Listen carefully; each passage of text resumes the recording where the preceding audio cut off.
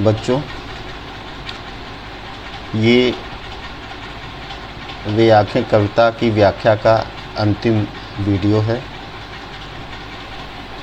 जहाँ तक इसके पहले व्याख्या हो चुकी है उसी के बाद मैं व्याख्या शुरू करने जा रहा हूँ। उजरी उसके सिवा किसे कब पास दुहाने आने देती, आँखों में नाचा करती, उजड़ गई जो सुख की खेती। यहाँ तक व्याख्या हो चुकी है, जिसमें मैंने बताया है कि उसकी जो उजरी नाम की गाय थी उसे किसान बहुत प्यार करता था, और इस प्यार और दुलार की वजह से वो उजरी गाय केवल उसे ही अपना दूध देती थी और कोई उसका दूध नहीं दूह सकता था।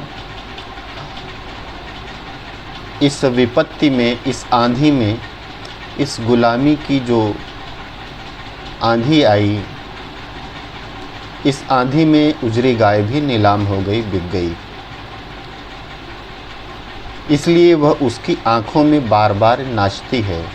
किसान उसकी बार बार याद करता है, क्योंकि जिससे हम प्रेम करते हैं, गहराई से प्रेम करते हैं, वो हमको जब दूर हो जाते हैं तो बहुत गहरा दुख देते हैं, उनकी यादें बहुत गहरा दुख पहुंचाती हैं।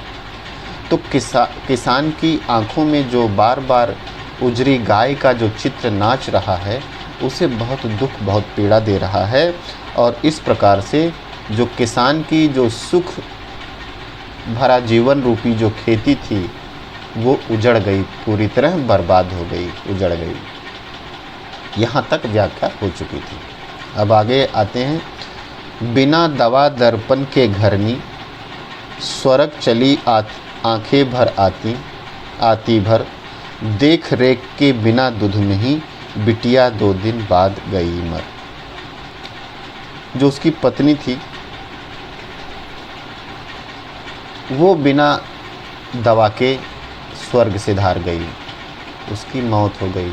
अर्थात पत्नी बीमार पड़ी, और चूँकि किसान के पास न पैसा है, न कोई ऐसी चीज़ है जिससे वो डॉक्टर को बुलाकर इलाज कर सके, वैद्य को बुलाकर इलाज करवा सके, इसलिए उसकी आंखों के ही सामने बिना दवा के, बिना डॉक्टर के, उसकी पत्नी ने उसी की आंखों के सामने दम तोड़ दिया।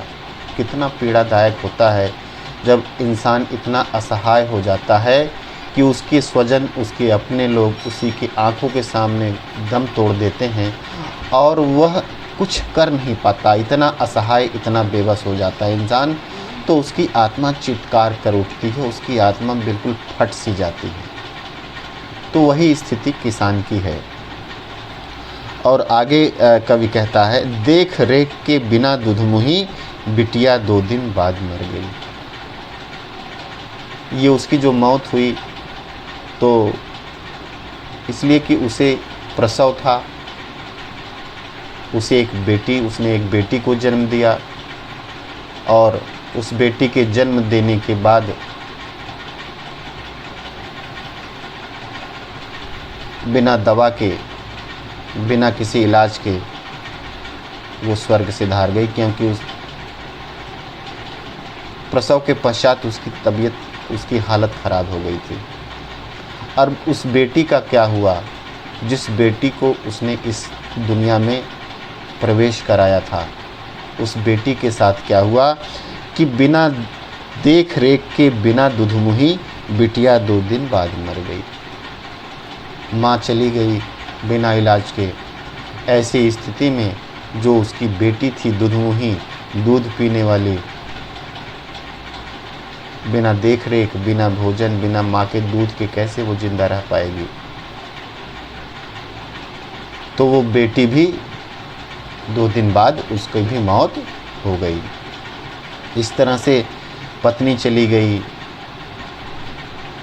नवजात बालिका चली गई, उसकी लड़का पहले ही जा चुका है, खेत जा चुका है, बैल जा चुके हैं, गाय जा चुकी है। तो इस तरह से वो बर्बादी के एकदम मुहाने पर बिल्कुल खड़ा हुआ है। अब कौन बचा?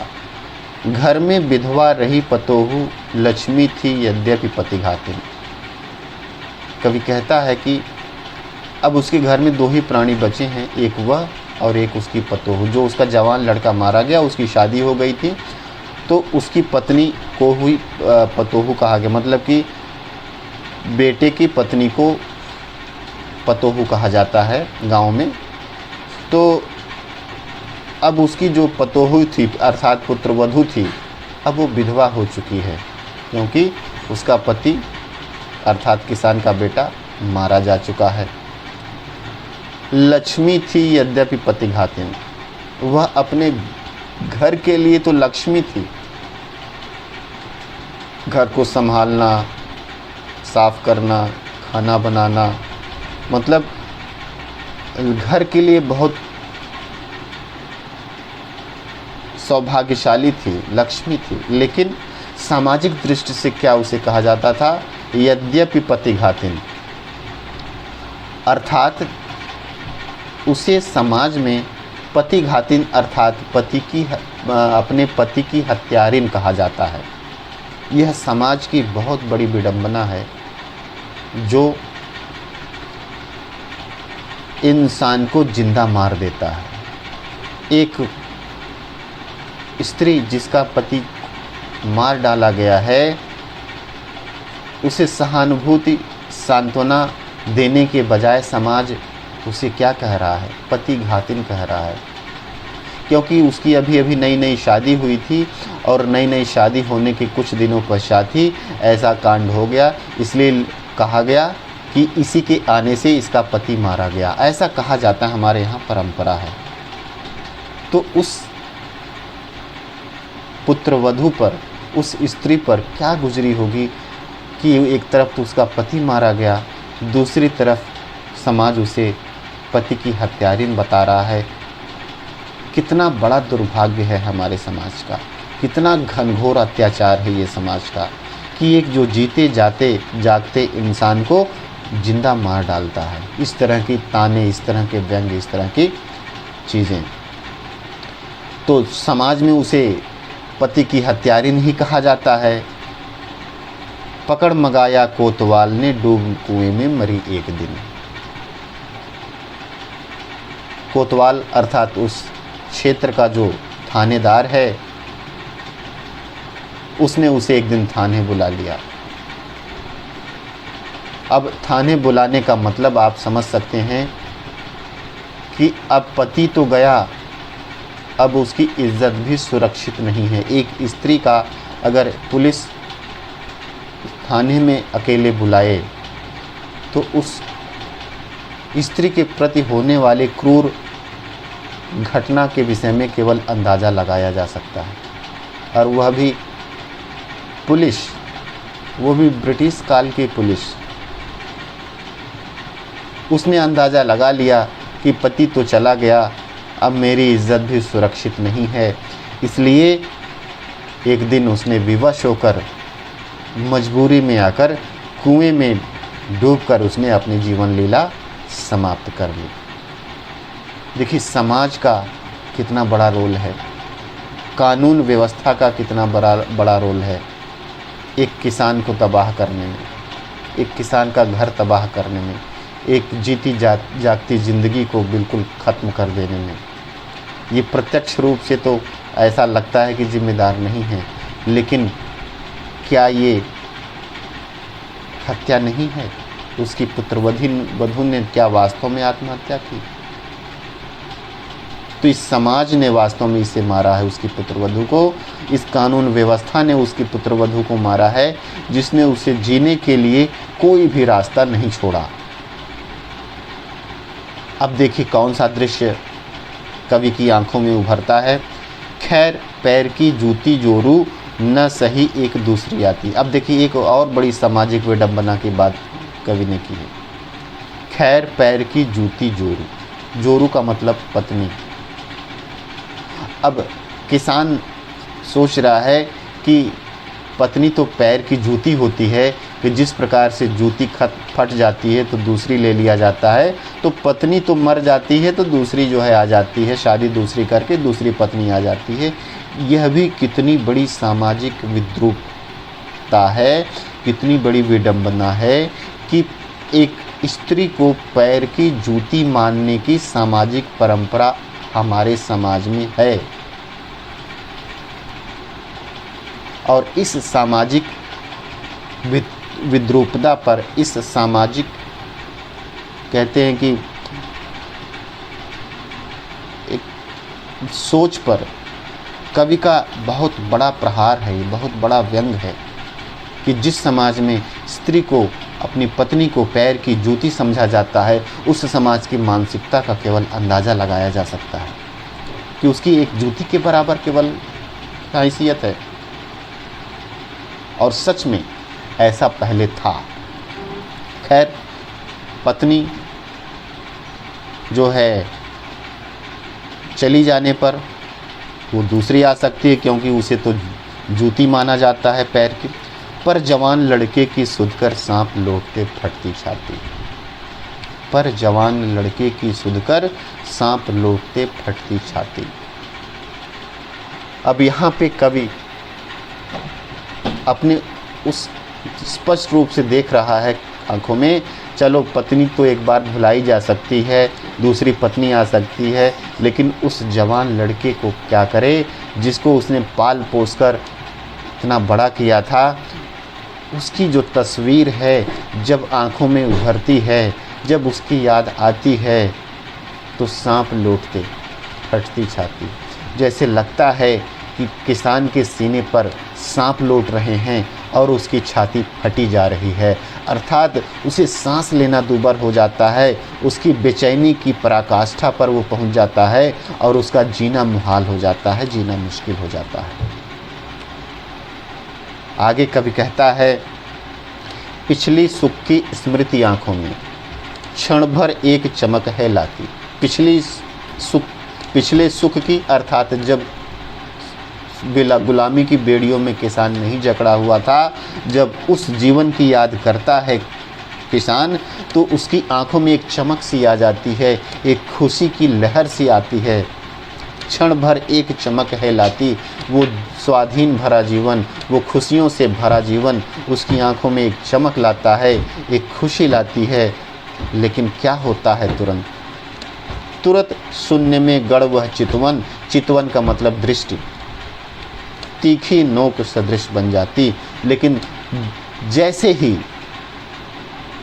गुलामी की बेड़ियों में जकड़ा हुआ किसान के जीवन की ये सारी घटनाएं एक एक करके उसकी आंखों में आती है, चितवन का मतलब दृष्टि उसकी नज़र में आती है, उसकी आंखों में आती है, तो उसकी आंखें शून्य में गड़ जाती हैं। वो एकदम विक्षिप्त सा नज़र आता है, उसके चेहरे पर कोई भाव नज़र नहीं आता। इसी को कवि ने नीरव रोदन कहा है कि एकदम विक्षिप्त सा हो जाना, चेहरे पे कोई भाव नहीं, जैसे मुर्दा इंसान। तीखी नोक सदृश बन जाती, तीखी नोक अर्थात कांटे की तरह। ये जो दर्द भरा उसका जीवन है, उसकी आंखों में एक कांटे की तरह हमेशा चुभती रहती है। सदृश का मतलब समान, अर्थात ये जो दर्द भरा उसका जीवन है एक कांटे के समान हो जाता है। इस प्रकार से किसान के इस दर्दनाक, इस भयानक अंधेरे से, दुख से भरे हुए जीवन की जो झांकी उसकी आंखों में कवि देखता है, उसको बड़े मार्मिक, बड़े हृदय स्पर्शी ढंग से वो हमारे समक्ष रखता है।